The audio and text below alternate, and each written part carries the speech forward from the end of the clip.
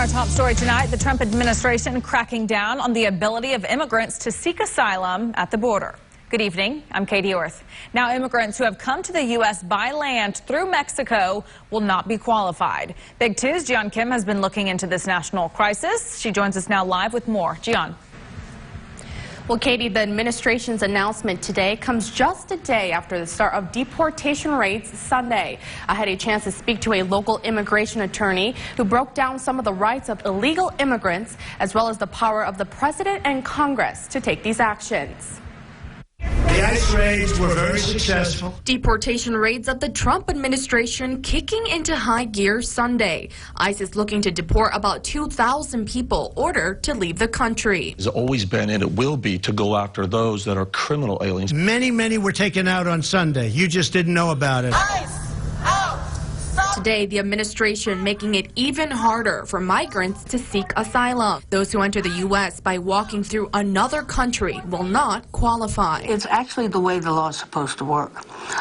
International law having to do with refugees and asylum seekers does require that you seek asylum or seek a refugee status in the first safe country you get to. Morales says the definition of asylum often goes misunderstood. People go expecting that all you have to do is say, well, I'm just afraid. Or, you know, the cartels are doing violence in this little town where I live. Again, that's not a reason for asylum.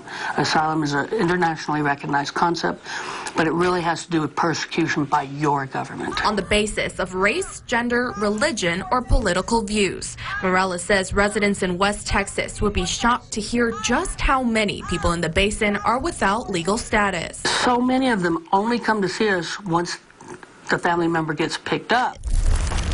Morales says many don't seek proper steps due to fear, money, or lack of knowledge. But she says illegal immigrants do have certain rights. Those people already have deportation orders.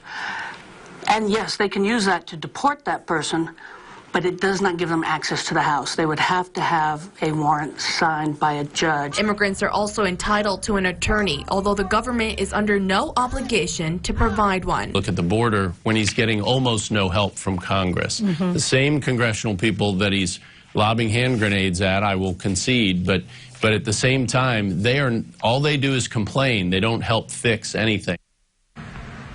Morales encourages those with deportation notices to seek an attorney. There have been court rulings in the past several years that could require those notices to get a second look. Live in studio, I'm Jian Kim, Big 2 News.